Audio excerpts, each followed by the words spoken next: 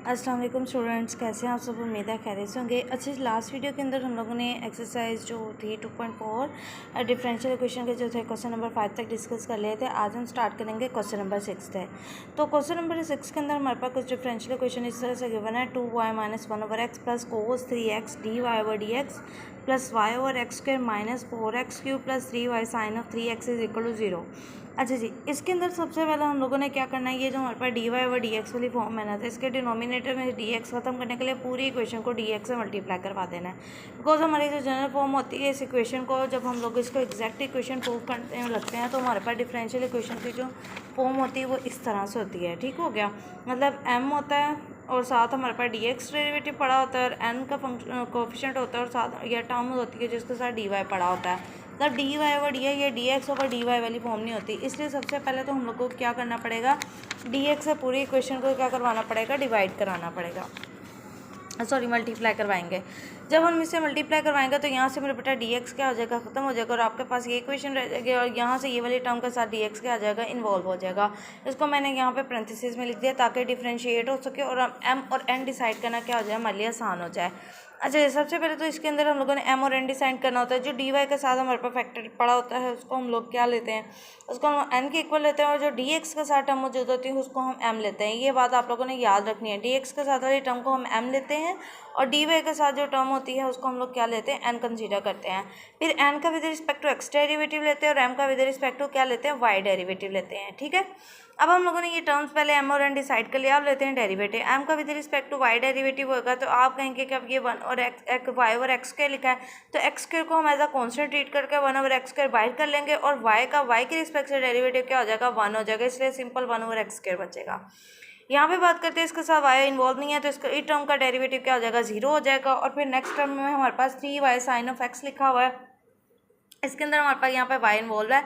इसका मतलब 3 sign of x को एज अ कॉन्स्टेंट ट्रीट करना है और y का y के रिस्पेक्ट से डेरिवेटिव क्या हो जाएगा, 1 हो जाएगा और हमारे पास m का with respect to y derivative ये बन जाएगा। अब चेक करते हैं n का with respect to x derivative. यहाँ पे हम लोगों की ये देखें फर्स्ट टर्म जो 2y लिखी है इसके अंदर x इन्वॉल्व नहीं है तो इसका मतलब इसका डेरिवेटिव तो 0 हो गया। -1 ओवर x लिखा है, इसका x के रिस्पेक्ट से जो डेरिवेटिव होगा वो यूँ फाइंड किया जाएगा। मैं थोड़ा सा आप लोग साइड के करके बता देती हूँ। डी ओवर डी एक्स जब हम लोग अप्लाई करेंगे ना, ये 1 ओवर एक्स है ना, तो x की पावर -1 की फॉर्म में इसको ले जाना है। पहले डिनोमिनेटर को न्यूमरेटर में ले जाएंगे, फिर वही पावर रूल यूज़ करेंगे, पावर स्टार्ट पे कर देंगे और पावर में से क्या होता है, एक कम हो जाता है। ठीक हो गया, तो इसको यूज़ करते हैं हमारे पास -x की पावर -2 बचा और ये वाला माइनस इसका ऑलरेडी पड़ा हुआ था। कोस ऑफ 3x इसके अंदर भी एंगल में x इन्वॉल्व है तो इसका मतलब इसका डेरिवेटिव क्या आ जाएगा, -3x आ जाएगा। मजीद डेरिवेटिव लेते हैं, इसके एंगल का डेरिवेटिव भी लेंगे। पहले हम लोगों ने मतलब उसी ट्रिग्नोमेट्रिक फंक्शन का डेरिवेटिव लेना है। कोस 3x का क्या बन जाएगा, साइन 3x बन जाएगा। मजीद फिर जो इसका एंगल होता है उसका भी डेरिवेटिव लेते हैं, वो हमारे पास क्या आ जाएगा, 3 आ जाएगा। बिकॉज x का x रिस्पेक्ट से डेरिवेटिव 1 होकर हमारे पास सिर्फ 3 बच जाएगा। अब हम इसको सिंप्लीफाई फॉर्म में लिख देते हैं। एक्स की पावर नेगेटिव में, इसको पॉजिटिव में डिनोमिनेटर में ले जाएंगे। माइनस माइनस क्या हो जाएगा, प्लस हो जाएगा। साथ आएगा -3 साइन x आ जाएगा। मतलब m का with respect to y derivative और n का with respect to x derivative अगर ये इक्वल आते हैं तो फिर हम कहते हैं हमारी इक्वेशन क्या है, एग्जैक्ट इक्वेशन है। अदरवाइज हम कह देते हैं it is a not exact equation. तो हमारी ये नॉट एग्जैक्ट इक्वेशन बनी है बिकॉज हमारे पास ये दोनों टर्म्स का जो आंसर है वो मैच नहीं करे। यहाँ पर 3 साइन ऑफ x तो है लेकिन इसके एंगल में x आ रहा है, इसके एंगल में क्या आ रहा है, 3x आ रहा है। ओके जी, नेक्स्ट क्वेश्चन में बात करते हैं। क्वेश्चन नंबर 7 के अंदर हमारे पास डिफरेंशियल इक्वेशन कुछ इस तरह से गिवन है, x² - y² dx plus x² - 2xy dy is equal to 0। dx के साथ पड़ी हुई टर्म को हम क्या कंसीडर करते हैं, m कंसीडर करते हैं और dy के साथ पड़ी हुई टर्म को हम n कंसीडर करते हैं। m का with respect to y derivative लेना है। सब्सक्रिप्ट में y लिखने का मतलब है कि इसका डेरिवेटिव ले रहे हैं विद रिस्पेक्ट टू y, और इधर सब्सक्रिप्ट में x लिखने का ये होता है कि आप n का डेरिवेटिव ले रहे हैं विद रिस्पेक्ट टू x ले रहे हैं। अब हमने y के रिस्पेक्ट से डेरिवेटिव लेना है तो x के साथ y इन्वॉल्व नहीं है तो इस टर्म का डेरिवेटिव तो 0 हो जाएगा। -y² का डेरिवेटिव किस तरह से लेंगे, वहीं पावर स्टार्ट पे आ जाएगी, पावर में से एक कम, 2 में से एक कम करेंगे तो सिंपल 1 बच जाएगा, तो -2y इसका आंसर आ जाएगा। बात करते हैं n का with respect to x derivative लेंगे तो इसके अंदर भी x इन्वॉल्व है, इसके अंदर भी, तो जब इसका लेंगे पावर रूल अप्लाई करें, पावर स्टार्ट पे और पावर में से कम 2x आ जाएगा इसका आंसर। और -2xy के केस में y को एज अ और 2 को एज अ कॉन्स्टेंट ट्रीट करते हुए x का डेरिवेटिव लेंगे तो x का x के रिस्पेक्ट से डेरिवेटिव 1 हो जाएगा तो सिंपल 2y बच जाएगा। अब ये देखें दोनों m का विद रिस्पेक्ट टू y और n का with respect to x derivative equal नहीं है, तो हम लोगों ने कह दिया ये नॉट एग्जैक्ट इक्वेशन है। अब आपको ये क्वेश्चन होगा कि मैडम हम लोग ने नॉट एग्जैक्ट अगर इक्वेशन आ जाती तो हम फर्दर इसको प्रोसीड क्यों नहीं कर रहे। इस एक्सरसाइज के जो क्वेश्चन आप लोगों के हैं, जो फर्स्ट आप लोगों ने हमेशा हेडिंग ज़रूर पढ़ा करें, जो क्वेश्चन की स्टेटमेंट होती है उसमें आप लोगों के पास जो स्टार्टिंग के क्वेश्चन है उसमें सिर्फ आप लोगों से ये रिक्वायर्ड किया गया है कि आप लोगों ने ये प्रूव करना है कि इक्वेशन एग्जैक्ट है, ये डिफरेंशियल इक्वेशन एग्जैक्ट है या नहीं है। उसका सोल्यूशन के सिर्फ हम लोगों को एग्जैक्ट इक्वेशन का सोल्यूशन उन्होंने फाइंड करना सिखाया हुआ है। जब नॉन एग्जैक्ट आएगा तो इंशाल्लाह हम उस पर भी फर्दर बात करेंगे, ठीक है।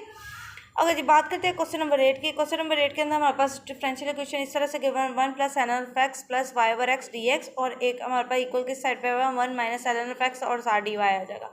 पहले इक्वेशन को हम क्या करेंगे, होमोजेनियस इक्वेशन की तरह अरेंज करके लिख लेंगे। ये वाली टर्म आ जाएगी और ये वाली पूरी टर्म इस साइड पे आके क्या हो जाएगी माइनस, और इक्वल इसके बाद लिख देंगे 0 लिख देंगे। ओके जी, बात कर रहे थे हम लोग क्वेश्चन नंबर 8 की, तो इसके अंदर हमारे पास डिफरेंशियल इक्वेशन कुछ इस तरह गिवन है। हम लोगों ने पहले इस फैक्टर को इस साइड पे रह के इक्वल टू 0 रख दिया। अब हम लोगों ने क्या डिसाइड करना है, m और n डिसाइड करना है। तो dx के साथ यहाँ पे टर्म मौजूद होती है उसको हम m लेते हैं, और जो dy के साथ टर्म मौजूद होती है उसको हम क्या कंसीडर कर लेते हैं, n कंसीडर कर लेते हैं। और फिर ऑपोजिट डेरिवेटिव लेना होता है। m का with respect to y derivative लेना है, n का विद रिस्पेक्ट टू क्या लेना है, x डेरिवेटिव लेना है। जब हम m का with respect to y derivative लेंगे, अब देखिए सिंपल कांस्टेंट है तो इसका तो डेरिवेटिव ऐसे ही 0 हो जाएगा। इसके अंदर x इन्वॉल्व है, y नहीं है, तो इसका भी डेरिवेटिव 0 हो गया। बात आ गई सिर्फ इसकी, तो ये 1 ओवर x साइड पे रख देंगे तो y का y के रिस्पेक्ट से डेरिवेटिव 1 हो जाएगा, तो मतलब फाइनल आंसर जिसका बन जाएगा 1 ओवर x बन जाएगा। अब n का with respect to x derivative लेंगे, इस माइनस का साइन को इन साइड मल्टीप्लाई करवाए तो -1 तो एज अ कांस्टेंट ट्रीट होगा, तो इसका डेरिवेटिव तो 0 हो गया। Minus minus plus ln of x आ गया, तो ln ऑफ x का डेरिवेटिव होता है 1 ओवर x होता है। तो अब आप देख सकते हैं कि m का विद रिस्पेक्ट टू y और n का with respect to x derivative दोनों सेम आ गए, तो इसका मतलब हमारी इक्वेशन क्या बन गई, एग्जैक्ट इक्वेशन बन गई। एग्जैक्ट इक्वेशन जैसे ही बन जाएगी हम लोगों ने फिर फॉर्मूला यूज़ करना है। फॉर्मूला कुछ इस तरह से होता है, इंटीग्रेशन m और dx plus integration terms free from x with y के साथ dy के साथ जो टर्म्स आती हैं उनमें जिसके अंदर x इन्वॉल्व नहीं होता वो टर्म यहाँ पे लिखते हैं, और इज इक्वल टू क्या लिखना होता है c। अब यहाँ पे इंटीग्रेशन m की जगह हम लोगों ने ये जो m की वैल्यू यहाँ डिसाइड की है ना 1 minus ln of x plus y over x, तो वो मैंने लिख दी है। आधा जगह dx प्लस इंटीग्रेशन यहाँ पे वो टर्म लिखनी है जो इस dy के साथ इस टर्म के अंदर x के बगैर पड़ी हुई है, तो वो सिर्फ -1 आ रहा है क्योंकि इसके अंदर तो x इन्वॉल्व है, तो मतलब यहाँ पे हम लोग -1 लिख देंगे और dy लिख देंगे। राइट साइड पे सी लिखा रहने देंगे। 1 का जब हम लोग इंटीग्रेशन करेंगे dx के रिस्पेक्ट से, तो हम बहुत से 2.3 2.2 अब तक जितने भी क्वेश्चन सॉल्व बहुत दफ़ा मैंने चीज़ आप लोग को सिखा दी है कि जो सिंपल 1 का हम लोग इंटीग्रेशन करते हैं, जिस वेरिएबल के रिस्पेक्ट से इंटीग्रेट कर रहे हैं तो वेरिएबल वहाँ पे क्या हो जाता है, जनरेट हो जाता है। तो इंटीग्रेशन 1 की जो dx के रिस्पेक्ट से क्या जनरेट कर देगी x, और ln x की जो इंटीग्रेशन का आंसर आता है हमारे पास वो हम लोगों ने देखना है। और उसके बाद हमारे पास इसका भी हम लोग देखते हैं कि पहले तो बात की कि 3 टर्म्स है तो तीनों पे अलग अलग इंटीग्रेशन अप्लाई गई। ln ऑफ x का डेरिवेटिव तो हमें पता है 1 ओवर x होता है, लेकिन ln ऑफ x की डायरेक्ट इंटीग्रेशन नहीं हो सकती, इसलिए हम लोग इसको क्या करेंगे, इसको थोड़ा सा सॉल्व करने के लिए ट्रिक यूज़ करेंगे, जो कि हम लोग बाय पार्ट्स का फॉर्मूला क्या कर सकते हैं यहाँ बड़ा इजीली यूज़ कर सकते हैं। और अगर आप लोगों को बाय पार्ट्स का फॉर्मूला नहीं आता तो आप लोगों ने मेरी एक्सरसाइज 2.2 2.3 की वीडियोस देख लेनी है, वहाँ पे हम लोगों ने बहुत दफ़ा बाय पार्ट्स लगाना क्या क्या सीखा हुआ है। फर्दर अगर आप इस वीडियो को भी कंप्लीट वॉच कर लेते हैं तो ये चीज़ आपको अच्छे से अंडरस्टैंड हो गई। और अगर आपने मेरे बेटा अभी तक मेरे चैनल को सब्सक्राइब नहीं किया तो काइंडली मेरे बेटा कर लें, रिक्वेस्ट है, और बेल आइकन के बटन को प्रेस करें ताकि मेरे आने वाली वीडियोज़ की अपडेट आपको मिलती रहे। और ज़्यादा से ज़्यादा दोस्तों से शेयर किया करें। शेयर करना क्या होता है, सदका जारी होता है, और ये मतलब इससे क्या है, अच्छी बात है, मे भी आपकी वजह से मेरी वजह से किसी की हेल्प हो जाए। और कमेंट सेक्शन में ज़रूर बताया करें अगर आपको वीडियोज़ अच्छी लगती हैं, उनकी अंडरस्टैंडिंग हो जाती है। और देखिए आप जितने मर्जी यूट्यूब लेक्चर ले लें, लेकिन जब तक आप चीज़ की प्रैक्टिस नहीं करते आपको उस चीज़ की फ़ायदा नहीं है। आपने इस लेक्चर को कंप्लीट वॉच करने के बाद आप लोगों ने इसकी प्रैक्टिस ज़रूर करनी है। एटलीस्ट एक क्वेश्चन तो बाद में ज़रूर ट्राई करें ताकि आप में कॉन्फिडेंस तो आ जाए कि हम इस क्वेश्चन को सॉल्व करने के काबिल हो गए हैं, ठीक है। अब बात करते हैं फिर क्वेश्चन की, तो यहाँ पे मेरे बेटा प्लस -1 के जब हम लोग y के रिस्पेक्ट से इंटीग्रेशन करेंगे तो यहाँ पे -y जनरेट हो जाएगा। अब बात आ जाती है कि आप कहेंगे मैडम यहाँ पे अब हम लोग क्या करें, जहाँ पे हमारे पास ln ऑफ x इन्वॉल्व हो गया है। तो यहाँ पे मेरे बेटा हम लोगों ने क्या करना है, ये बने 1 ओवर x को जो इंटीग्रेशन थी वो तो ln ऑफ x लिख दिया। अब मसला था इस ln ऑफ x की इंटीग्रेशन का, तो इसको हम यहाँ पे सॉल्व करेंगे बाय पार्ट्स का फॉर्मूला से। सपोज करेंगे इसके साथ 1 पड़ा हुआ है एक फंक्शन और एक साथ ln ऑफ x आ रहा है, तो एक को हम लोगों ने u डिसाइड करना था और एक को हम लोगों ने dv डिसाइड करना था। u हमेशा इसका यहाँ पे हम लोग क्या करते हैं, एक रूल यूज़ करते हैं। रूल या आपके पास होता है आइलेट का, ठीक है। आइलेट का रूल क्या होता है, पहले इन्वर्स फंक्शन, फिर लॉगरिथमिक फंक्शन, अलजेब्रिक फंक्शन, फिर उसके बाद ट्रिग्नोमेट्रिक फंक्शन और फिर आता है एक्सपोनेंशियल फंक्शन। आपने देखना होता है कि कौन सा फंक्शन पहले आ रहा है उसको यू डिसाइड कर लेते हो और कौन सा फंक्शन बाद में आ रहा है उसको डी वी डिसाइड करते हैं। अब मेरे बेटा देखिए सिंपल कॉन्स्टेंट सा फंक्शन है, मतलब अलजेब्रिक फंक्शन में अगर हम उसको ले लेंगे, सिंपल एक कांस्टेंट फंक्शन आ रहा है और एक हमारे पास लॉगरिथमिक फंक्शन आ रहा है, ठीक हो गया। और लॉगरिथमिक फंक्शन अब आप देखें पहले आ रहा है और अलजेब्रिक फंक्शन क्या आ रहा है, बाद में आ रहा है। इसका मतलब हम ln ऑफ x को क्या ले लेंगे, u ले लेंगे और 1 को हम लोग dv डिसाइड कर लेंगे। अब जिस साइड को हम लोगों ने u सपोज किया होता है उस साइड का हम लोगों ने डेरिवेटिव लेना होता है, जिस साइड को dv डिसाइड किया होता है उसको हम लोगों ने इंटीग्रेशन करनी होती है। अब यहाँ पे इसका डेरिवेटिव लेंगे तो du बन जाएगा ln ऑफ x का डेरिवेटिव 1/x आज़ाद आ जाएगा dx।